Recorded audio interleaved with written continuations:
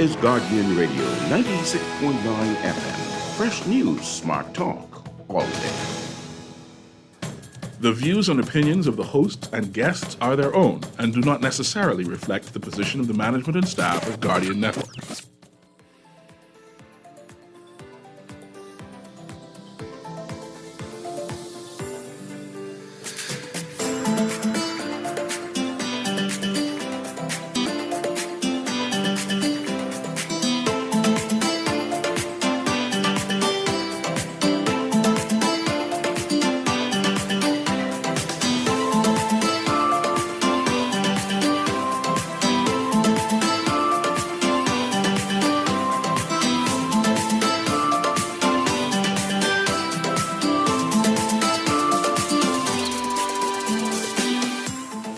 And good morning and welcome to Guardian Radio AM. Today is Tuesday, February 20th, and it's a little after 11 o'clock in the morning. Once again, this is C.A. Newry, and I shall be your host for today's show. For the past several months, actually from December-ish, we've been having a series with Reverend Doctor, no, let me change that because he's a real doctor, PhD doctor, not a appointed doctor, not a reverend doctor, but doctor. Yes, the third. He went to seminary school. He went to seminary school and got a PhD in, what you get a PhD in, Dr. Idiot? Critical theology. Critical theology. Apparently, critical theology is a thing. You get a PhD in critical theology. I know we have a number of reverend doctors, which is a different type of title, right? But we do have ministers who attend seminary. And I'm just learning now that there are different types of seminary schools. There's a Baptist seminary school that you get a doctorate's degree in Baptist theology and church science. There is a Anglican seminary school, theology school, that you get a doctorate's degree in Anglicanism. There is a Catholic theology, a Methodist theology, and all have seminary schools that you perfect your art. You become a doctor in that. So we have a doctor in-house, Reverend Cleveland Eneas III, and he said that he has a doctorate degree in critical theology. Correct. Okay, good. I just want to put that out there because as we do some introspection, interrogation of his religion's philosophy, different type of Christianity. I think they pronounce it Christianity. Christianity. You say Charast is how it's spelled, but the Ras is the Ras or Rais. It's different pronunciations depending on the language. Yes. Yes. Before I start, I know about Christianity. Not much, but I know about Christianity. Christianity came from the Catholics, right? That came from that Roman. What was his title? He's a Roman emperor who saw the cross. Constantine. He saw the cross and said, "I'm gonna make everyone turn Christian." Right? Before they had some Christian sects, some Christian grouping, but they was a cult. They were a cult and they were persecuted. They was trying to get eradicated altogether. And then Constantine said, "Man, no. The God of gods came to me in a vision. I saw a cross in the sky, and the voice came from heaven, and the voice said, 'If you follow me, I'll cause you to win this war.'" And of course, he converted, and he won the war. And he said, "Everyone under my rule," which was basically everybody, will now become Christians. And that philosophy was spread and became Roman, and then the Pope became in charge instead of the Roman emperor, and then that change that's permeated throughout of Europe, right? The quest for the Jerusalem, and then the Catholicism through all of Europe, and then they had the Great Schism, where they divided the church. And I'm trying to get the Orthodox people in the Bahamas to come on the show too, so I can hear about their interpretation of Christianity also. So I'm working and negotiating that, right? But there are other sects of Christianity that are out there, and I'm trying to get a representative of all of them to understand what is this true religion. But today, this is our conversation today. And today in Revelation, there is a judgment. There is a judgment about a seal. There is a prophecy that is outstanding, right? That the sky opening, and John, this is written in Greek, by the way. It's not written in Aramaic, but the Greeks wrote this, right? About a John who they believe was the one of the apostles of Jesus. I assume this is written hundreds of years after they had died, right? But they say, attributed to John, you get that thing? Yeah. Remember? And he had a prophecy. This prophecy, they said, is now revelations, or revealing that the Christian church, our church, the United Church, what they call it, the Catholic Church, the United Church of Christianity, the Western religion, right, where we all fall under the one holy Catholic church, which means United Church, Universal Church, right? They have a narrative, and then I want to read that so we can start interrogating Uncle Sarah about his interpretation of this prophecy. Aaron has it for me. And if you have your book, you can always turn to the King James. We know who King James is, right? Anglican version, and read it along with us. So as we interrogate this, go ahead, Aaron. All right, this is from, I think, Bible Gateway. I found it online. Revelation. You couldn't find King James? You couldn't find a good Anglican scripture? Go ahead, sorry. Ask Google that. Yeah. Ask Google why he didn't just go I trust straight King to James. King James. He was Christian. King James was Christian. I trust him. Why you didn't Google? Don't trust King James. Anyway, go ahead. Revelations, John 6. I watched as the Lamb opened the first of the 7 seals.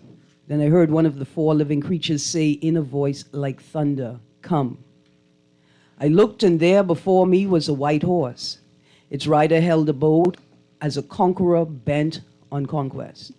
When the Lamb opened the 2nd seal, I heard the 2nd living creature say, "Come." Then another horse came out, a fiery red one. The rider was given power to take peace from the earth and to make men slay each other. To him was given a large sword. When the Lamb opened the 3rd seal, I heard the 3rd living creature say, "Come." I looked, and there before me was a black horse. Its rider was holding a pair of scales in his hand.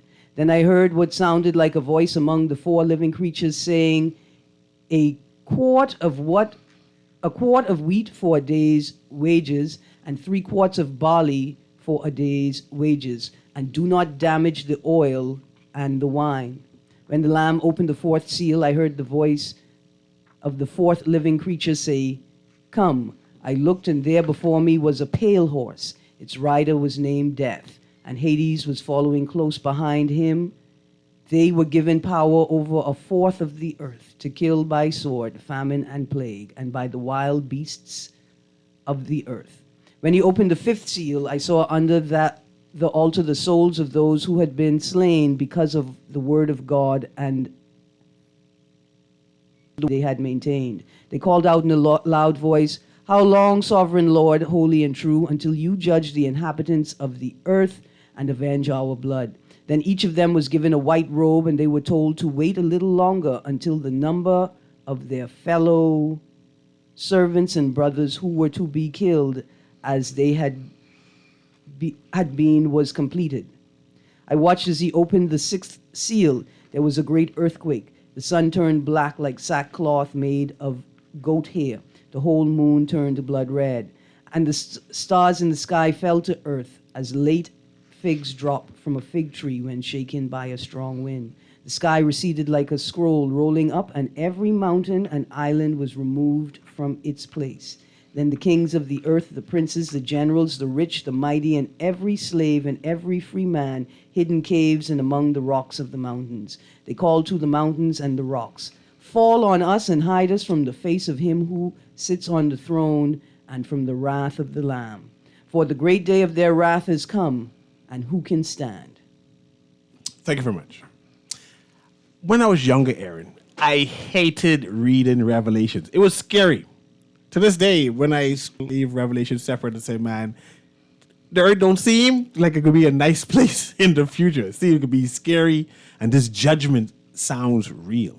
Mm-hmm. I see them mention the word seal. I'm going to ask Uncle what this means, seal. Is this seal real? I'm going to ask Uncle, will there be a judgment? I'm not sure if it is appropriate to be talking Bible talk in the middle of the day at 11 o'clock where everybody is listening. Everybody in the Bahamas is tuned into Guardian Radio at 11 o'clock. And some people question, man, this is too serious of a conversation to be having when I want to just talk politics and jive turkey type things. And I want to know, Uncle, will there be a judgment? Is there someone coming down to this world to judge us? Is there a need to be Christian? How you pronounce it? Christian, right? Is there a judgment by a God? But nay, not God, by our Savior, the Christ. So a lot of. First of all, good morning to those listening, and Namastu, which means I bow to the divinity within you. So a lot has been said, and obviously Revelations. I like you, CA, and I don't know if you read it as a child, Aaron. This idea of the moon turning into blood and all these different things that I just couldn't understand. I would just close it and say that can happen after I dead, and don't worry about it, right?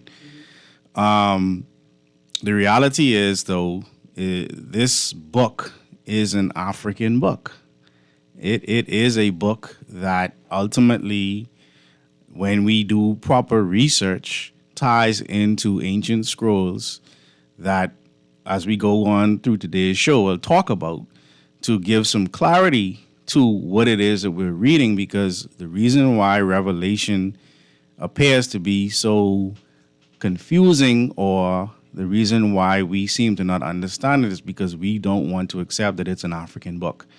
We have been taught that this book was written in Greek, and so we look at it from a Greco-Roman perspective, and the Greco-Romans didn't understand what they were reading. So they put their understanding of what, first of all, the book wasn't called Revelations. That was not the name of the book. As we said on previous shows, the book is called Ba Istanjil. This is the book of salvation.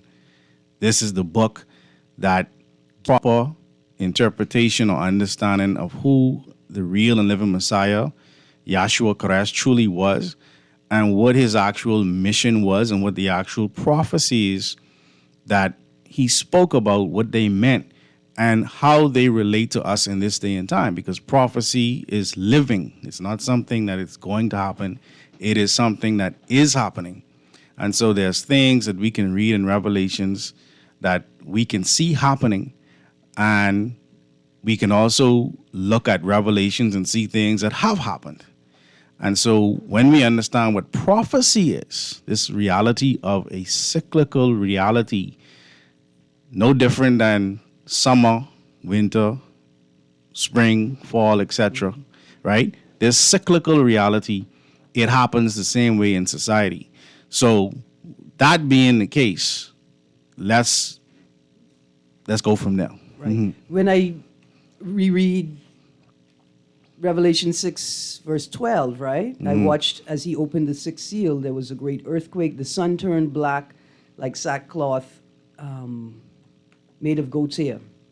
And the whole moon turned blood red.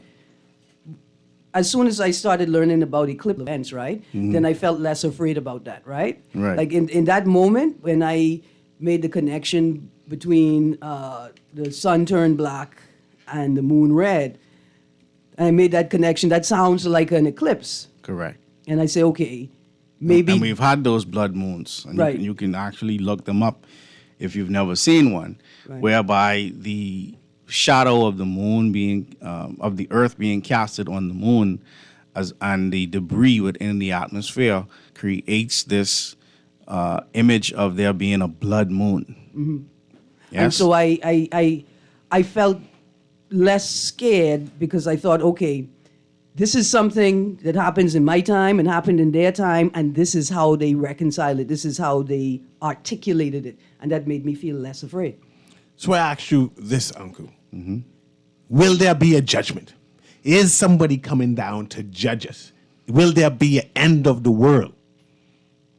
Or like with There's an end of- Jehovah's Witnesses say this, the 207,000 people only going to get saved, and the rest of us are doomed. 144,000 144,000, right? Right. Go ahead. But those 144,000 is still not everybody. That's only of the 12 tribes. The reality is that this planet is up for judgment insofar as the decisions that we are making have consequences. When you speak about judgment, you speak about a reality whereby your works or that which you have done speaks for you and you can no longer speak for yourself. When you finish a test, put your name on it, put the date on it, you hand it in, now you're going to be judged based on what you put on that paper. You're not going to be around when that paper is being graded. That's a form of judgment. When a person has lived their life and they now are going to be remembered by, they say a person is survived by, and they give a list of names of people that this person is survived by, and they go and they look at the works of that particular, you were just talking about, may she rest in peace, Priscilla Rollins. Mm-hmm. Her works and her children is that which we will judge her by. So what about the book of the dead, the book of life? You're trying to say that ain't gonna happen? Well, the Book of the Dead is a name that the Greco-Roman, they referred to it as the Book of the Dead because they found it amongst the bodies while they were grave robbing. All right, let's call it what it is. They call it archaeology, but they were grave robbing. And this book was called the Book of the Coming Forth by Day. It wasn't called the Book of the Dead. The texts that were in the pyramids called the pyramid texts, the Amduit, the Book of the Cow, etc. These, study them, give us some understanding of where the book of what is being called Revelations is actually coming from. You understand? So the reality then is we are being judged, but not the way the Greco-Romans have taught us. All right? What the judgment scene that is being talked about in Revelations, that was put in there by Plato.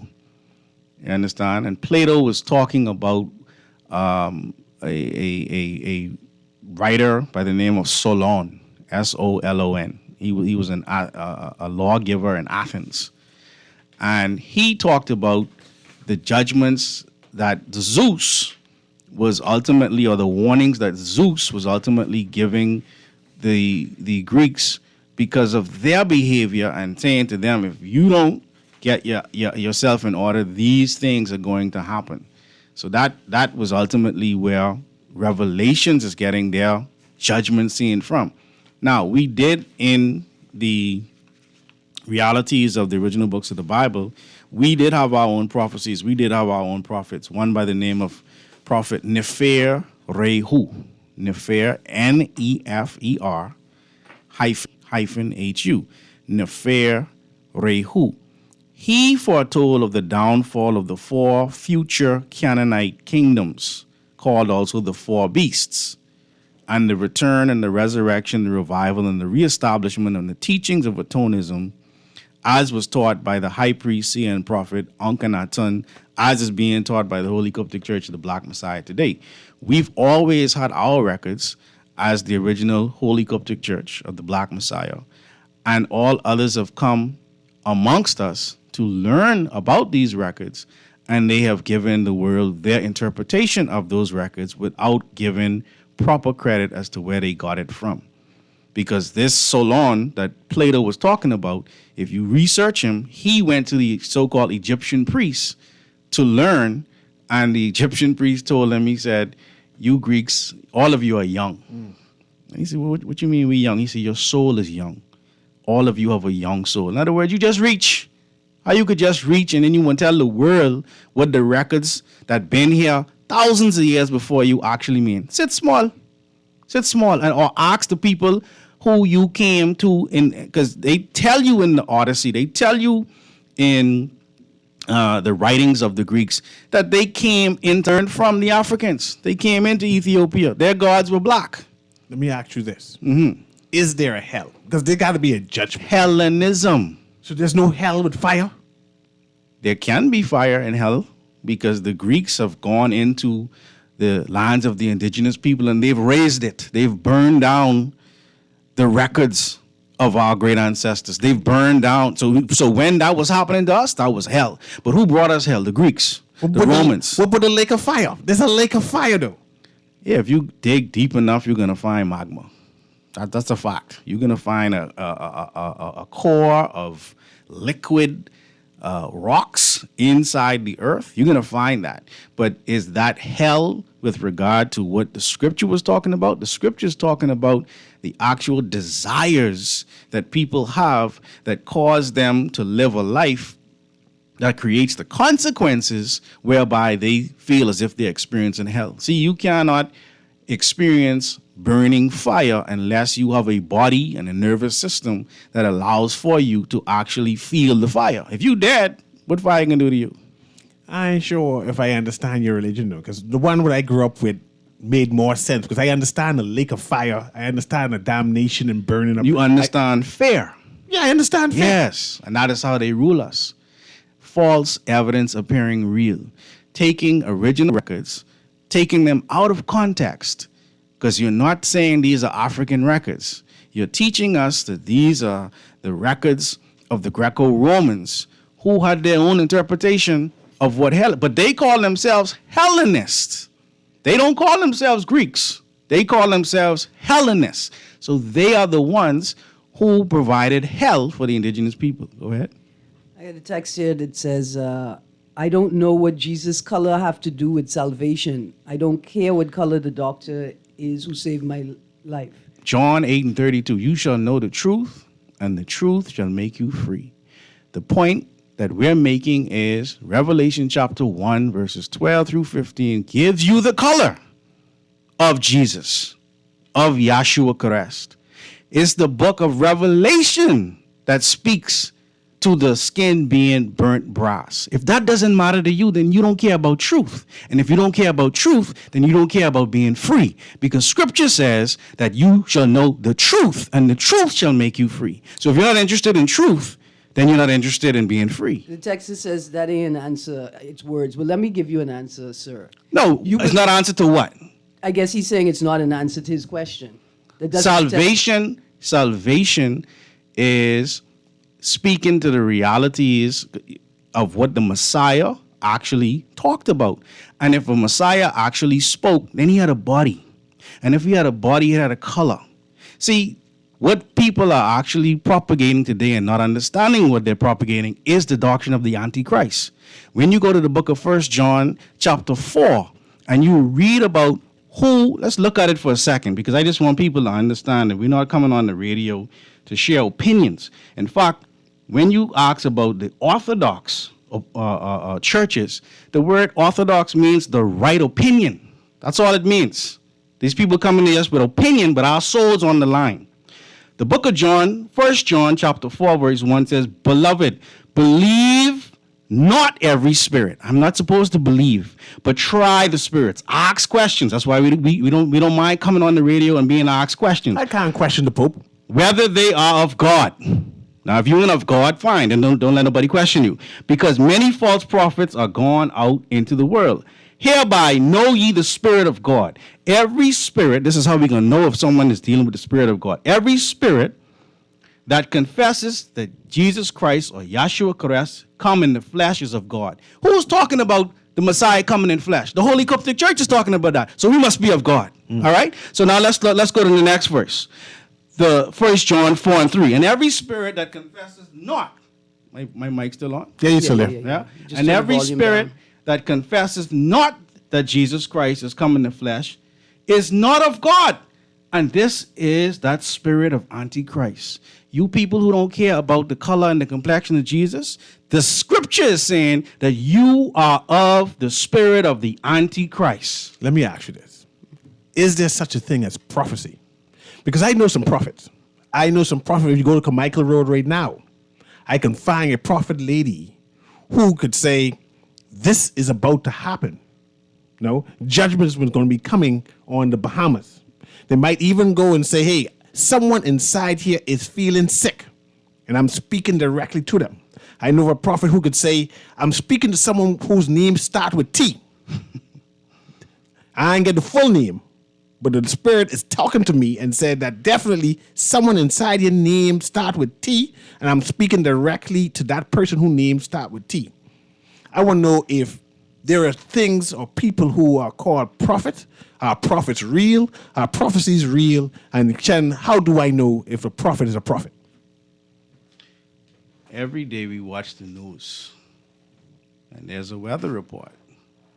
And the weather report is telling us what the weather will be, not what it is. A weatherman that is telling us what the weather is no use to us because we already know. Thanks, but no thanks. We want a weatherman that actually can tell us, hey, there's a storm on the way, or there's going to be very, very high temperatures today. That's a prophet insofar as a person who is telling us what is going to happen before it happens. Yes? Mm-hmm. Now, the reality of what if you go to the book of 1 Samuel chapter 9, verse 9, we refer to the prophets, before they were called prophets, they were called seers. All right? 1 Samuel 9, verse 9. Before a time in Israel, when a man went to inquire of God, thus he spake, come, let us go to the seer. For he that is now called a prophet was before a time called a seer. Yes? So this word seer, when we look it up, we're in the Strong's Concordance. Again, we're in the Blue Letter Bible. All right? This word seer, H7203.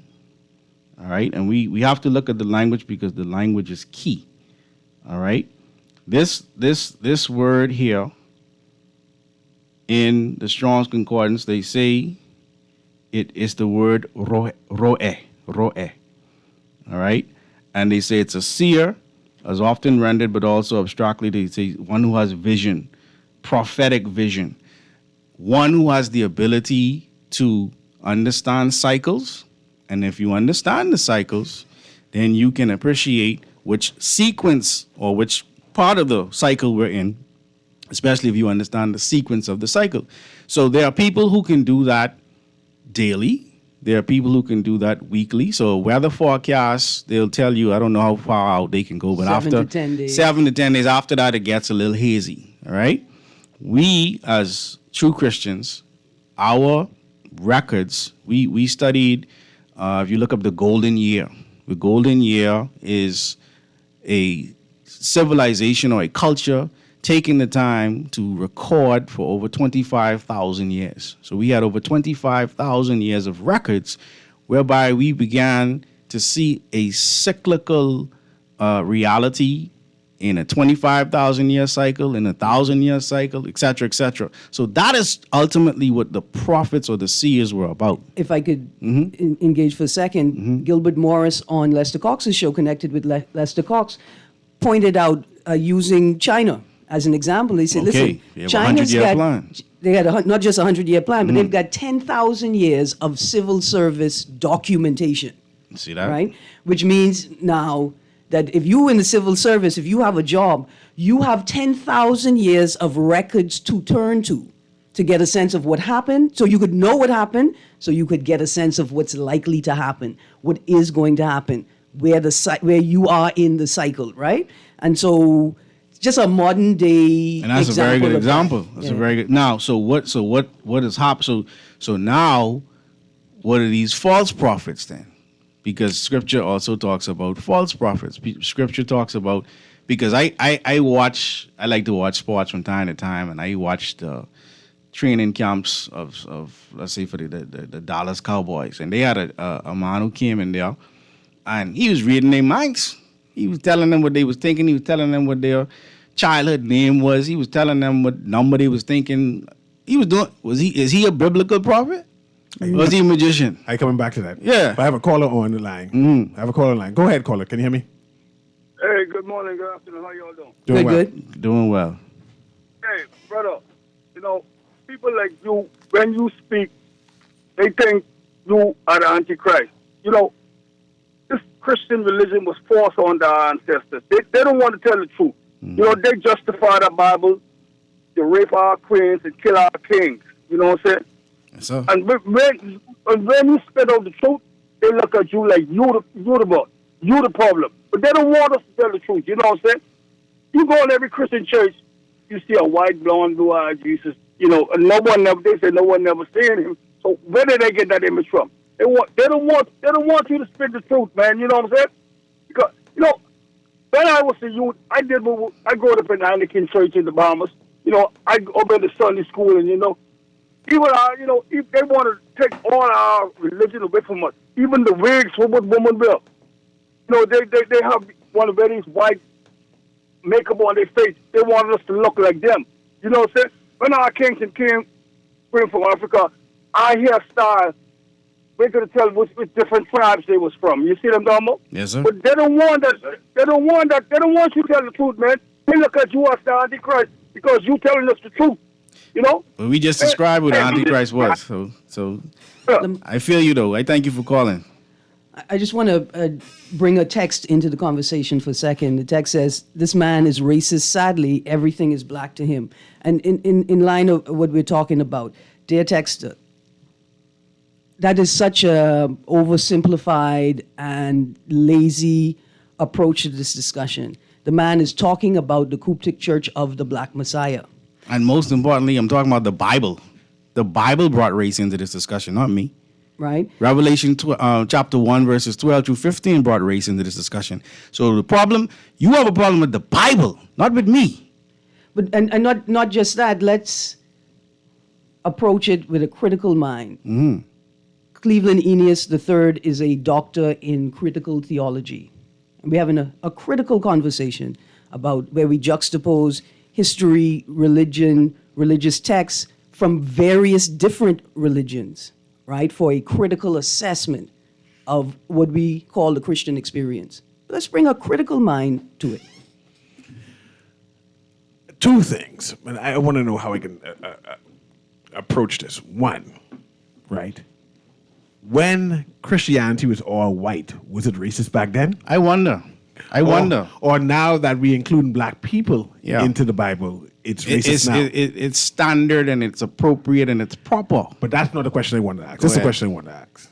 Is there such a thing as magic? And if there's such a thing as magic, is there such a thing as church magic? I can go to a church and the pastor can heal me. I could go into the church when the pastor could read my mind. I could go into the church and the pastor touched me and I followed. I can tell you a testimony. Let me tell you a testimony, Aaron. I just saying. You want to hear my testimony? No, I'm saying as a woman and I'd like to speak second. Yeah. I just saying, I put my hand up as a woman, I can speak second. When I was younger. Or third. 17, right? Yeah. I went to this church on Blue Road, Metropolitan. Anyway, I went to this church on Blue Road.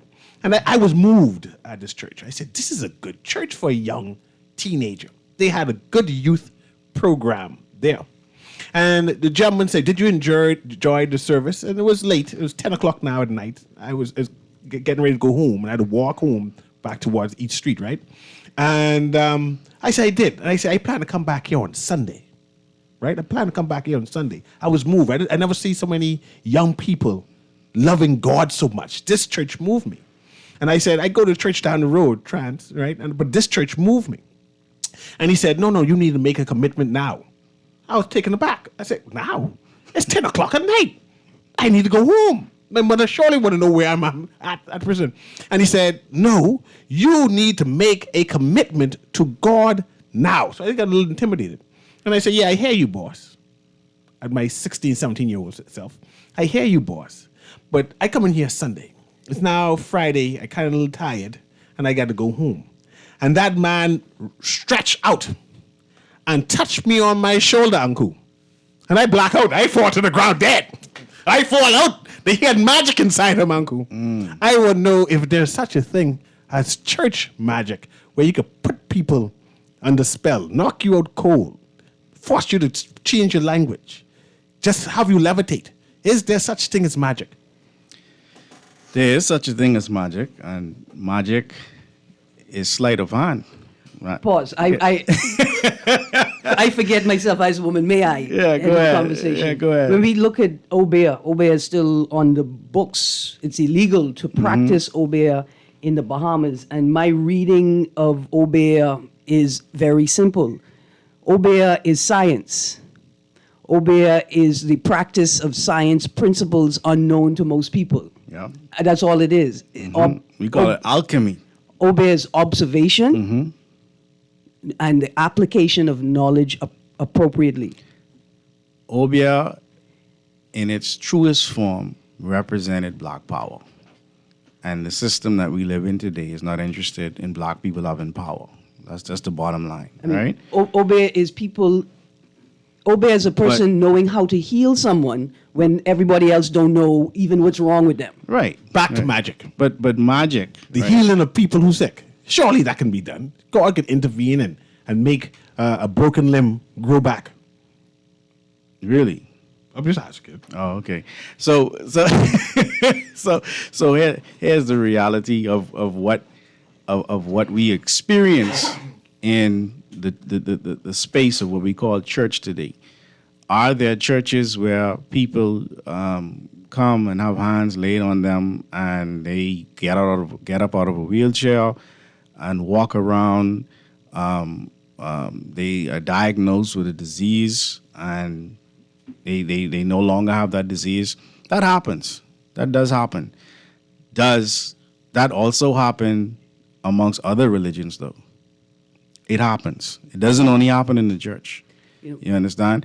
So it's not necessarily a church thing as much as it is, what did the Canaanite lady who wanted her daughter to be healed by the Messiah, and the Messiah said, I didn't come for you. I didn't come here for you. I came for the lost sheep of the house of Israel. But be it as your faith. If you feel like you can be healed, then go be healed. That happens. The Messiah didn't heal her daughter, but her daughter was healed because of her faith. So if you feel in medicine, let me go another route. I used to work in the pharmaceutical industry.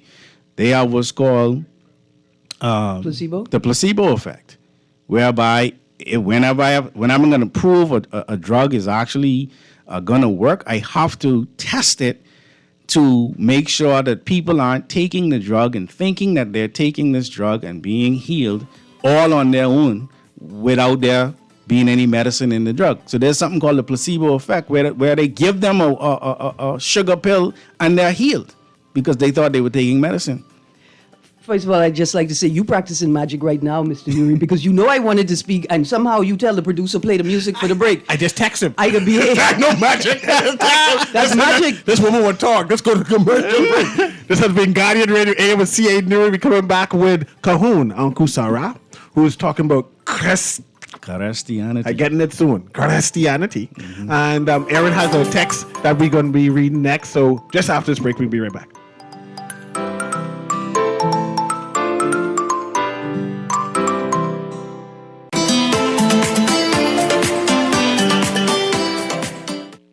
Girl, Junior just showed me Bella Boy on his phone. What you mean? He take picture of that good for nothing boy? Shh, you don't want Bella here. You say that. You know she always say that's my good child. So what he doing in Junior phone? Oh, he there because the police looking for him. He on their wanted list. Wanted persons in your phone now? Yes, child. And when police want to find anybody quick, after something happen, they can send picture direct to your phone. Go to Google Play or App Store and search for Crack Crime Bahamas. Then pick install and it will go straight to your phone. There is also a section on missing persons. Yes, girl. Everybody needs to get this app so police can tell us right away when these people go missing. Just like an alert system. Yes, it has numbers for Crime Stoppers Bahamas, so you can call and nobody knows it's you. Call directly to Miami and give the information without giving your name or anything about you. I tried it the other day, and when I hear Junior and his boys talking about where they hide those guns, I walk quick round the corner and call that number. Call 328-8477 from Nassau or 242-300-8477 from the Family Islands. Fish Fry Friday is back at Margaritaville, downtown Nassau, a 12-volt bar featuring the big band Visage with the latest soca music. Admission is $25, one complimentary drink included. Experience the Fish Fry Buffet at Vacation Cafe for only $55, party included. Doors open at 6:30 p.m., party until 11:30 p.m. After break, Fish Fry Friday is back. So come party with the big band Visage and your number one DJ, March 1st at 12 Old Bar, Margaritaville, downtown Nassau. Tell your crew to meet you at Fish Fry Friday.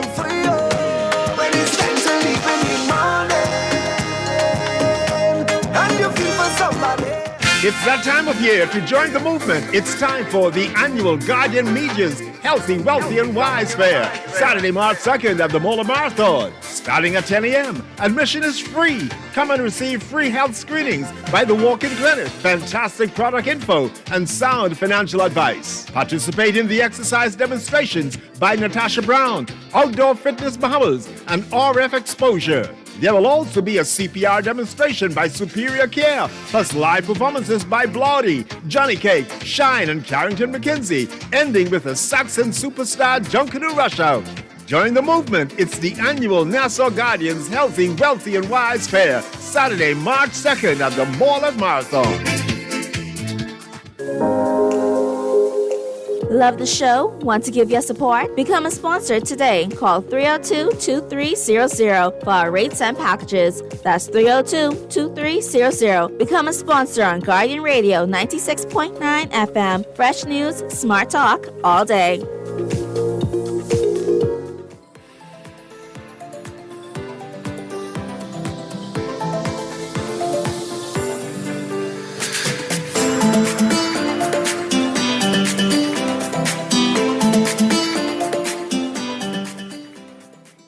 And welcome back to Guardian Radio AM. Of course, this is C.A. Newry, and I'm your host for the day. Just want to read this. The Bahamas Let's Celebrate 242 Day on Saturday, February 24th. This and every 24th of February throughout perpetuity. The 24th day of the second month, show your Bahamian pride. Fly your Bahamian flags. Wear your Bahamian flag colors. Eat Bahamian foods. Create and listen to Bahamian music. Donate in sequence of 242. Do something 242 times or 2.42 times, etc. Merchants, consider pricing your items $2.42 or $24.20 or $242, etc. Let's have fun. I see the Independence Day Secretariat again has embraced this 242 day, and it's going to be big this February 24th, which is a couple of days from here. Yeah, this Saturday coming up. Cool, Yeah. Cool. I know we have a text pending. I'm going to have you read that. I know we want to mention the seals. I want to mention, put it in the record, Dante's Inferno. I'm not sure if you all listen to Dante's Inferno, the poetry, where there's like 12 different hells and going down, right? And Dante described the level of hell, and I have committed that I believe there's different levels of hell. Like I believe there's different levels of heaven, and there's a purgatory. I have all kind of strange belief, right? But I believe there's 7 heavens, different aspects of where the Almighty is. And I believe that there is a hell, and that there's a devil, and there's a Lucifer, and there's angels going to be sent down to that fiery pit. And I hear you, Uncle Sarah. And I say, hey, I don't believe in this Roman Greco thing. It permeates through me. I believe that what they've been teaching me as an African enslaved person, I just learned to accept it. But let's go to that text. Well, I would say, as an interesting element of the Greco-Roman experience of Christianity, they tell you, don't attempt to assess anything. Just believe it. Right? As the crazier that it gets, the more unbelievable it gets, the more you should believe it. So you in good, you good. No, don't question it. It's blasphemy, though. Which good? That's what I'm saying. You in a good place. To not question it is blasphemy. What? Because we just read, beloved, believe not every spirit. Matthew 7 verse 7 says, ask and it shall be given unto you. Seek and you shall find. Knock and the door shall be opened unto you. You're being told to ask. You're being told to try spirits. So to not do that is blasphemy. We're not questioning God, as people say. If I question you, I ain't questioning God. But even further than that, God is asking us to question him. Can I question his prophets, though? Surely that's a sin. So say, hey, man, I hear you try your voice change into an African accent. The spirits to see if they are of God. How would you know if it's a false apostle or not? Unless you ask them questions. Unless you try the spirit. Are you going to wait until you end up in purgatory to find out that it was a false doctrine that you were following? Yeah. Well, purgatory better than hell. Hell hot. Hot. Let me read the text. Go ahead. The text says, nobody is saying Anku can't believe what he believes or preach it. I'm saying I don't get the hyper-focus on skin color. And yes, I'm saying that from a Christian perspective where the goal is to save souls. If the goal of the Coptic Church is to disseminate knowledge and not salvation, then I'd understand the focus on color. Uncle, before you respond to that, I want to respond and say that when you say, yes, I'm saying that from a Christian perspective, I feel after reading bits of the Slave Bible, which is another version of a Bible. In fact, it was the only version of the Bible that Africans in enslavement, Africans brought over to the New World, Africans in enslavement in the Old World, that's the only Bible that our ancestors had access to for hundreds of years. And so very respectfully and with a critical engagement, right, or intervention, I say to those people that many of the principles that you are contributing to the discussion today are rooted only in the slave Bible and are interpretations only raised by the descendants of Africans who were raised with the slave Bible in isolation. Yeah, so thank you so much, Aaron. To the person texting, number one, thank you for listening, and thank you for your questions. I think a lot of times, and I'm not just answering you text, I'm answering, this is not the first time that this has come up, right? The hyper focus for us is not on race, but more identity. Race is unfortunately put on the table because we've already been taught by a racist society that if you're white, you're right, if you're brown, stick around, and if you're black, stay back. All right? The Messiah, however, he, in the book of John, chapter 1, verse 11, it says, he came unto his own. He didn't come for everybody. And that might hurt some people. But it says, he came unto his own, and his own received him not. Mm-hmm. Yes? Hold on. And then furthermore, because I know people will say, yeah, but it says he came unto his own, but his own received him not. But then if you go to John chapter 13, verse 1, now before the feast of the Passover, when Jesus knew that his hour was come, that he should depart of this world unto the Father, having loved his own which were in the world, he loved them to the end. He never stopped loving his own. The reality of the situation is we must know the identity of that which is going to save us, to keep us from destruction. The word salvation is to keep away from danger, to keep away from destruction. Well, who has been bringing us danger and destruction? Mm-hmm. A racist chaos society that promotes white as right and black as wrong. I didn't do that.